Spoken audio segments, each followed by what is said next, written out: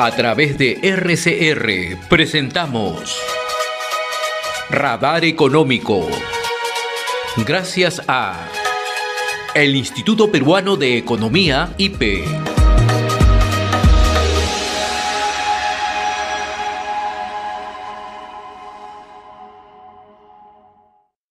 Y ya se encuentra con nosotros Teodoro Crisolo, economista senior del Instituto Peruano de Economía. Teodoro, qué gusto saludarte. Gracias, como siempre, por atender la invitación de RCR. Buen día, José. Vamos a hablar sobre la caída de las inversiones en el año 2023, ¿no? ¿Qué efectos tiene esto en materia del día a día, en materia del ámbito productivo? Sí, a ver, el principal efecto en realidad de la caída de la inversión privada se nota, digamos, en el resto de la economía, porque la principal fuente de debilidad que actualmente registra el país en términos económicos proviene de la continua caída que ha registrado la inversión privada. Sobre todo, digamos, en este 2023, ¿no? La primera mitad del año registró una caída de alrededor de 10%, una caída de doble dígito. En el tercer trimestre se ha moderado ligeramente esa caída, y aún no es una caída de 10%, es una caída ya de 6%. Y nuestros estimados apuntan de que en el último trimestre del año estaríamos registrando una caída de alrededor de 3.8, 4%, más o menos, con lo cual el año cierra, digamos, en alrededor de una caída de 7.7%.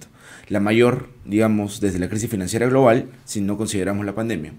Y en realidad, ¿por qué es tan importante la inversión privada? Porque digamos que es esa chispa, ¿no?, que termina de desencadenar efectos positivos o negativos sobre el resto de la economía, ¿no? A partir de la inversión privada es que se generan empleos, a partir de esos empleos es que se generan, digamos, mayores ingresos, y a partir de esos ingresos es que se, de alguna manera, sostiene la capacidad adquisitiva de las familias. Entonces, mientras este motor, digamos, del gasto privado, ese motor de la economía se mantenga creciendo de manera negativa o cayendo, digamos, de manera consecutiva, va a ser muy poco probable que veamos una recuperación relativamente más sólida de la economía peruana, ¿no? Es por eso que todavía seguimos viendo tasas de crecimiento negativas del PBI. Mientras no se recupere la inversión, va a ser bien difícil de que la economía pueda volver a flote en lo que, digamos, en lo que resta del 2023, y que ya estamos próximos a terminarlo claramente, pero sobre todo en el 2024, ¿no? ¿Desde hace cuántos años no veíamos una caída de inversiones así como la de ahora?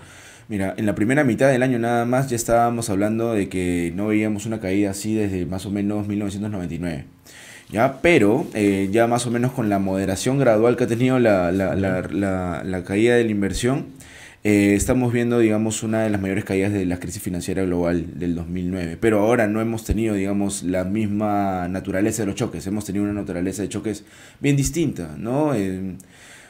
Un clima de constante pesimismo empresarial a lo largo de los últimos 2-3 años ha pasado factura este año particularmente, y eso es algo de lo que muy poco se habla. En realidad, buena parte de los resultados que estamos viendo en este 2023 son efectos o son consecuencias, ¿no?, de rezagadas de todo este periodo de pesimismo empresarial que ha experimentado el país desde más o menos abril del 2021, en donde las expectativas llegaron un momento a ubicarse en tramo optimista, y desde ahí ya no han vuelto a recuperarse, digamos, siquiera a niveles cercanos. Bien interesante al lo que optimismo. mencionas, ¿no? O sea, mucho juega el factor confianza para generar ese optimismo. Sobre todo en la inversión no minera, sobre todo, digamos, en esa percepción que puede llegar a tener buena parte del sector privado sobre el rumbo de la economía y sobre el desarrollo de estos proyectos. No hay, digamos, empresario que se decida arriesgar por proyectos de gran envergadura mientras no esté seguro de que la economía puede llegar a crecer nuevamente a tasas altas,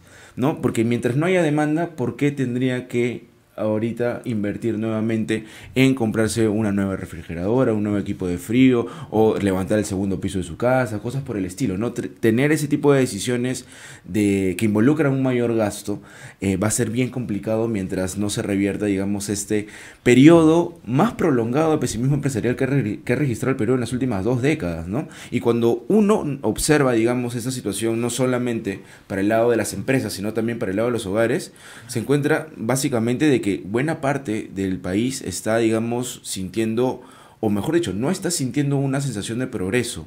Entonces, esa insatisfacción con la percepción del futuro del país es la más negativa desde más o menos la década de los 90 si uno analiza a nivel de hogares. Entonces, digamos, esa falta de confianza sobre el futuro es lo que ahorita está restringiendo bastante la capacidad de la economía para poder volver a darle ese mayor dinamismo a la inversión privada que, bueno, evidentemente, si no la tenemos, no va a poder crecer la economía nuevamente, ¿no? Ahora, ¿qué sectores de una otra manera se han visto han tenido mayor afectación en cuanto a este nivel de inversiones privadas? Sí, a ver, si uno lo ve, digamos, por magnitud, la inversión minera ha sido, digamos, una de las que más ha contribuido, digamos, a la caída de la inversión privada durante este año, ¿no? La ausencia de grandes proyectos que sustituyan la envergadura de Quellaveco, digamos que nos ha pasado bastante factura, ¿no? Y eso de alguna manera va a ser bien difícil que en el corto plazo se sustituya, ¿no? Incluso, digamos, bajo el escenario en que se comience a ejecutar Safranal o ampliación de Antamina el próximo año, esos niveles de inversión no se comparan con los 5.000 millones de dólares que te ha dado Quellaveco durante los últimos 5 años, ¿no? Entonces, digamos, hay que tener, digamos, ese factor porque ha sido uno de los que más nos ha pasado factura este año. Y ahora, también ha pasado factura el hecho de la caída de la inversión no minera. Y aquí estoy básicamente refiriéndome a la inversión residencial, ¿no? Inversión privada residencial vinculada, por ejemplo, a los grandes proyectos inmobiliarios que se pueden desarrollar en un contexto en donde, digamos, hay facilidades para el financiamiento y todo lo demás, pero sobre todo para el gasto de autoconstrucción de los hogares, ¿no? Buena parte del consumo de cemento en el Perú, casi el 60-70%, se explica por la necesidad, o mejor dicho, por la demanda de los hogares, de las familias, para poder, no sé, desarrollar un segundo piso, o sea, levantar, digamos, su techo, levantar un nuevo cuarto, ¿no?, dentro de la vivienda para poder alquilarlo. Ese tipo de cosas explica buena parte también de la caída fuerte que ha tenido la inversión privada durante este año, ¿no? Ahora, no tenemos proyectos grandes para el 2024 a la vista. En realidad hay proyectos que ya se han adjudicado este año. Este año se ha registrado un récord de adjudicaciones en proyectos de asociaciones público-privadas. Son alrededor de 2.300 millones de dólares. Entonces, digamos que ese podría ser un factor que podría sorprender en el próximo año si es que se establecen cronogramas concretos de ejecución para cada una de estas inversiones que se han adjudicado, ¿no? Pero digamos, lo cierto, lo concreto es de que, digamos, hay muy pocos proyectos de gran envergadura que se estén ejecutando actualmente. Tienes, por ejemplo, el tema de la ampliación del aeropuerto internacional Jorge Chávez, que debería culminar el próximo año. Tienes también el tema del terminal portuario de Chancay, ¿no es cierto?, que también debería culminar el próximo año. Ahí tienes, digamos, una buena parte de inversión por el lado de asociaciones público-privadas, ¿no?, de proyectos de infraestructura de transporte concesionados, ¿no? Pero, digamos, la magnitud o la envergadura de toda la inversión privada, que son más o menos 40.000 millones de dólares al año, evidentemente, digamos, deja esos proyectos como que son insuficientes para poder contrarrestar la debilidad que todavía se observa en algunos otros ámbitos, ¿no? Como por ejemplo el lado de inversión no minera, sobre todo la que está más vinculada al gasto de equipamiento, ¿no?, la que está más vinculada a la producción, digamos, de maquinaria y equipo. Y ese tiene un fuerte efecto, ¿no? Eso todavía mantiene un fuerte efecto negativo sobre la inversión, sobre el gasto de inversión privada, ¿no? Ahora, nosotros en el IPE estamos anticipando que el próximo año la inversión privada registraría una moderada recuperación, ¿no? Este año está cayendo 7.7%, el próximo año se recuperaría y crecería alrededor de 0.3%, pero aún así, digamos, en ese escenario es una tasa muy, pero muy baja, porque en realidad mientras no haya, digamos, esta fuerte, digamos, recuperación de la confianza, va a ser bien difícil, ¿no?, de que veamos una tasa mayor. De hecho, nosotros no solamente tenemos ese escenario base, ¿no?, nosotros también tenemos un escenario de riesgo, ¿no?, un escenario de estrés. ¿Qué pasaría si? ¿No? Y ese qué pasaría si nosotros lo estamos vinculando bastante con qué tanto se van a recuperar las expectativas el próximo año, ¿no? Si es que se mantienen pesimistas a lo largo de todo el 2024, que es básicamente lo que ha ocurrido desde el 2021, nuestro escenario más bien anticipa, en lugar de un crecimiento de 0.3%, una caída de 1.5%. Y ahora uno dice ya, de 0.3, una caída de 1.5, ¿cuál es la diferencia? La diferencia viene por el lado de la capacidad de la economía para generar buenos empleos, ¿no? Son alrededor más o menos, pasar de un escenario de crecimiento de 0.3 a una caída de 1.5, son alrededor de 10.000, 15.000 empleos formales que para la situación en la que se encuentra el país no es para nada poco, ¿no? Ya. Ahora, yo quiero volver al tema del sector construcción, ¿no? También ha tenido una caída severa este año, ¿no? Sí. Y eso genera mucho empleo. Exactamente, exactamente. Digamos que la construcción es uno de los sectores más cíclicos, ¿no? Mientras la economía, mientras que, por ejemplo, el sector construcción comienza a caer, más o menos te está anticipando de que la economía va a pasar un ciclo, digamos, bastante recesivo o un ciclo de contracciones económicas, Claro. ¿no? De continua contracción económica, ¿no? Y entonces, en general, buena parte un poco de la caída del sector construcción obedece justamente a esta falta de proyectos, por ejemplo, en el ámbito residencial, ¿no? Claro. En el caso de autoconstrucción, y también, digamos, al limitado avance que no solamente registra la inversión privada, sino también la inversión pública, ¿no? Que a pesar de los esfuerzos que se han generado desde el Ejecutivo, desde el Gobierno Nacional para poder, digamos, sacar adelante los proyectos, porque, digamos, la inversión del Gobierno Nacional está creciendo a doble dígito en lo que va del año, tienes más bien la otra parte de la moneda, la otra cara de la moneda, que es la inversión de gobiernos locales, que también ha caído fuerte de doble dígito a lo largo de este 2023, ¿no? Entonces, tienes esos dos factores, ¿no? Caída de inversión privada, caída de inversión pública, que te están explicando un fuerte retroceso que tendría el sector construcción este año. El sector construcción este año caería alrededor del 9% según nuestras últimas estimaciones, ¿no? Y cerraría, digamos, el 2023 con más o menos alrededor de casi 13, 14 meses en terreno negativo. Entonces, digamos, es una situación bastante complicada sobre la cual nosotros pensamos que la única manera de poder revertirlo va a ser principalmente a través de digamos, anuncios concretos de ejecución de proyectos que te muevan la aguja de las expectativas empresariales y también de qué tanto madura esta curva de aprendizaje de las autoridades que han asumido o que van a entrar a su segundo año de gestión ya en el 2024. ¿Y otros ¿no? sectores cómo están cerrando? Pesca, por ejemplo, que ha tenido un momento bastante complicado por el tema del fenómeno del Sí, pesca, digamos que está cerrando. A ver, tratar de ver el vaso medio lleno, ¿no? Porque tuvo un muy mal primer semestre, tuvo un muy mal segundo trimestre, se prolongó esto ligeramente también hacia el tercer trimestre del año, y ahora, digamos, la pesca está cerrando el año creciendo a tasas de doble dígito, pero que son insuficientes para poder contrarrestar la fuerte caída que te generó la suspensión de la primera temporada de captura de anchoveta, ¿no? Esta es una caída más o menos de alrededor de 14-15% con la que va a cerrar la pesca. Después de la pesca le sigue la construcción en términos de caída y después le sigue el agro, ¿no? Digamos, en general estamos viendo, digamos, que esos son los tres principales sectores que te explican buena parte de la caída que está teniendo la actividad económica en lo que va, en lo que ya prácticamente ya estamos cerrando el 2023, ¿no? Entonces, en general están cerrando, digamos, esos sectores de manera negativa. Lo importante es de que el efecto base que te puede llegar a generar la pesca el próximo año, digamos, podría ser bastante importante, ¿no? De no haber capturado absolutamente nada a que capturamos relativamente algo el próximo año, nos va a dar cierto impulso, sobre todo entre el segundo y tercer trimestre del próximo año, ¿no? Y este es otro sector que genera también empleo directo, ¿no? Sí, bastante empleo, no tanto, por ejemplo, como el sector construcción, evidentemente, o como la industria, ¿no? Así es. Que te generan, digamos, más o menos alrededor de 2 millones, 3 millones de empleos. En general, digamos, son sectores que de alguna manera terminan impactando por la capacidad de generación de ingresos, ¿no? Que le puede llegar a generar sobre la familia, ¿no? En agroexportación nos habíamos convertido en una estrella en la región, ¿no? Sí, efectivamente. Sigue avanzando. ¿Cuál es la situación de la agroexportación? La agroexportación viene bastante afectada por este año complicado en términos climatológicos que hemos tenido, ¿no? Bastantes altas temperaturas que se han prolongado a lo largo de todo el año. O sea, digamos, cuando uno habla del fenómeno del Niño que se ha registrado en el 2023, no solamente, digamos, tiene que pensar en lo que ha pasado a inicios del año, con las fuertes lluvias, las sequías en la parte de la sierra, de las zonas andinas, en la parte centro y sur del país, ¿no? Sino también las altas temperaturas que se han prolongado casi a lo largo de todo el año y que ha afectado el desarrollo normal de cultivos orientados a la agroexportación. Tenemos el caso de los arándanos, tenemos el caso de las paltas, tenemos el caso de las uvas, tenemos ahora el caso del mango, que ya se viene la temporada de cosecha y que ya todos están hablando de una caída significativa, estrepitosa en los rendimientos de ese cultivo.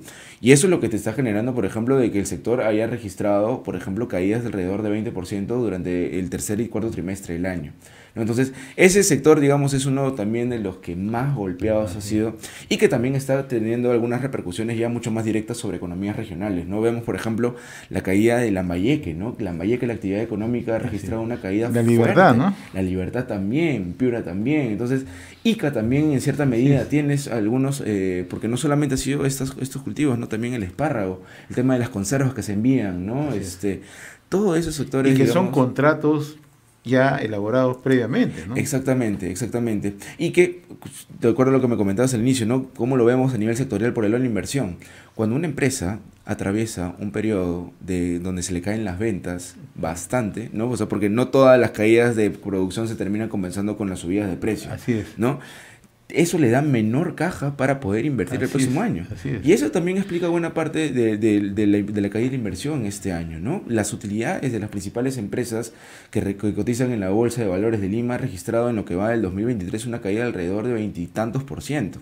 Entonces, esa caída de las utilidades en un contexto en donde están subiéndote los costos o los costos se mantienen altos y la demanda viene bastante débil, ya te genera bastante cautela sobre los recursos que puedes llegar a destinar el próximo año en proyectos, ¿no? Y es por eso que nosotros somos bastante cautos todavía en la recuperación que le estamos asignando a la inversión privada, porque no estamos viendo aún esa recuperación clara de, digamos, esa capacidad financiera de las empresas para poder volver a ejecutar esos proyectos de gran envergadura que te generan y que te mueven fuerte inversión, ¿no? Una pregunta final, mi estimado Teodoro, ¿no? Y que tiene que ver ya seguramente con una próxima conversación.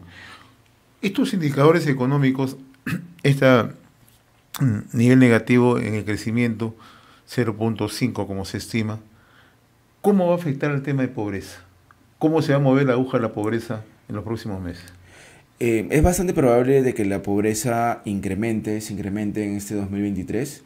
El año pasado la pobreza fue un fenómeno principalmente explicado por el fuerte incremento en el costo de vida. Ahora lo que está explicándote la pobreza es básicamente el bajo crecimiento de la economía. Bueno, ni siquiera bajo crecimiento, la caída de la economía. Claro. La mayor caída de la economía desde 1990, ¿no? Entonces, frente a esta situación en la cual se generan pocos empleos, ¿no? Hemos visto, por ejemplo, de que entre enero y septiembre se han perdido alrededor de 125.000 empleos a nivel nacional, ¿no? Y tienes regiones como Puno, donde el empleo está cayendo a doble dígito, ¿no? Esa situación te genera, digamos, una limitada capacidad de generación de ingresos. Ya no viene por el lado de los gastos, sino viene por el lado de que están creciendo un poco los ingresos, ¿no? Entonces, con esa, digamos, debilidad, lo más probable es que la pobreza este año se incremente, y se incremente a niveles muy cercanos a los que tuvimos durante el periodo de pandemia, o con los que cerramos el periodo, digamos, del 2020. Entonces, estamos retrocediendo y no estamos, digamos, generando las políticas adecuadas para, primero, dotarle a la economía ese nivel de dinamismo que se requiere para que las personas, para que las familias sientan de que existe un cierto progreso económico. Y segundo, no estamos, digamos, en esa situación en la cual siquiera por lo menos estamos apuntando a los niveles que teníamos antes de la pandemia. A niveles de condiciones de vida, me refiero, ¿no? Niveles de pobreza que teníamos antes de la pandemia, ¿no? Son más o menos alrededor de 800.000, casi 1 millón de pobres más de lo que deberíamos tener, de lo que en general se podría llegar a tener respecto al año previo, respecto al año pasado. Entonces, esa es una situación que en realidad debería ser la principal brújula, ¿no?, de la política económica y social del próximo año, ¿no? Revertir ese fuerte incremento que se ha registrado en los niveles de pobreza. Porque eso sí puede tener un fuerte efecto social que también puede frenar el optimismo con el que iniciamos la conversación. Y el peligro en realidad, José, para mí en general y para lo que estamos percibiendo desde el lado del IPE es que la velocidad con la cual la economía peruana salga de la recesión sea bastante baja. Porque ya con un crecimiento de 2 o 3% estamos hablando en realidad ya de volvernos o de tener tasas de pobreza crónicamente más altas de lo que teníamos antes de la pandemia. Hace nada más un año nosotros en el IPE estimábamos de que nos va a tomar alrededor de una década volver a los niveles de clase media que teníamos antes de la pandemia. Ahora probablemente ese periodo, digamos, no se mantenga sin cambios porque en realidad no vemos un dinamismo económico lo suficientemente alto como para poder darle a las familias esas condiciones de vida que necesitan, ¿no? ¿Cuánto ha sido golpeada la clase media, ya que tocabas el tema? Bastante, bastante, bastante. En general, digamos, hemos visto que los ingresos de la clase media se han sido, digamos, uno de los que más lento se ha recuperado. Y sobre todo, en general, lo que estamos viendo es que la clase media se ha vuelto, ya no, digamos, se ha vuelto más vulnerable, ¿no? Se ha vuelto cada vez más vulnerable en el sentido de que solamente con un choque adverso pequeño que puede llegar a tener en este año, puede volver rápidamente a una situación de pobreza, y eso es justamente lo que queremos, lo que se quería evitar, ¿no? Y lamentablemente la política económica no ha sido lo suficientemente favorable en el ámbito sobre todo de diseñar nuevas estrategias para atender esa mayor pobreza urbana, ¿no? La clase media se recupera a medida de que hay empleo, y el problema ha sido de que el empleo este año está estancado e incluso ha caído, ¿no? Entonces, en general, mientras esa parte, ¿no?, del ámbito productivo no revierta el deterioro que ha tenido, lamentablemente no vamos a tener una situación favorable para las personas que han sido más afectadas por los continuos choques adversos que ha registrado el país a lo largo de los últimos 3 años, ¿no? Teodoro, muy reconocido, muy agradecido como siempre por aceptar la invitación de RCR de Comunicación Regional. Quiero desearte los mejores éxitos en 2024, ¿no? Muchas gracias, igualmente, José. Necesitamos todos los peruanos que este 2024 sea mejor. Exactamente, sí. Muchas gracias. Estaba con nosotros Teodoro Crisólogo, economista senior del Instituto Peruano de Economía, en nuestra secuencia Radar Económico, y también estamos poniendo punto final a la presente edición horaria de RCR, Red de Comunicación Regional. Permiso, amigos. Hemos presentado Radar Económico. Gracias a el Instituto Peruano de Economía, IPE.